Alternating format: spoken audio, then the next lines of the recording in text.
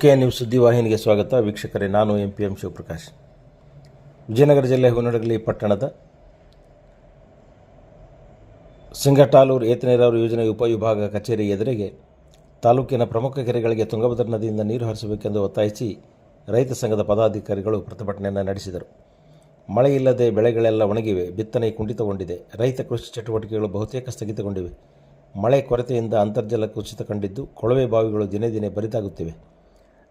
ಜಾನುವಾರುಗಳಿಗೆ ಕುಡಿಯುವ ನೀರಿಗೂ ತತ್ವಾರ ಉಂಟಾಗಿದ್ದರಿಂದ ಕೆರೆಗಳಿಗಾದರೂ ನೀರು ಹರಿಸಬೇಕೆಂದು ರೈತ ಸಂಘದ ಮುಖಂಡರು ಈ ಸಂದರ್ಭದಲ್ಲಿ ಒತ್ತಾಯಿಸಿದರು.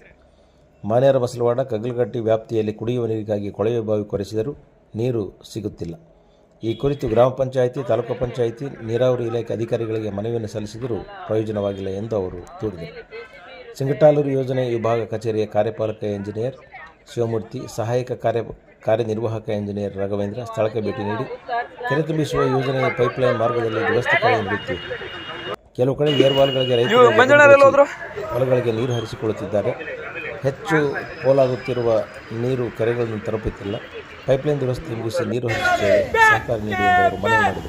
ಇದಕ್ಕೆ ಒಪ್ಪದ ಪ್ರತಿಭಟನಾಕಾರರು ಕೆರೆಗೆ ನೀರು ಹರಿಸುವವರೆಗೂ ಇಲ್ಲಿಂದ ಕದಲುವುದಿಲ್ಲ ಎಂದು ಪಟ್ಟು ಹಿಡಿದು ಸ್ಥಳದಲ್ಲಿ ಅಡುಗೆ ತಯಾರಿಸಿ ಊಟ ಮಾಡಿ ಪ್ರತಿಭಟನೆಯನ್ನು ಮುಂದುವರೆಸಿದರು.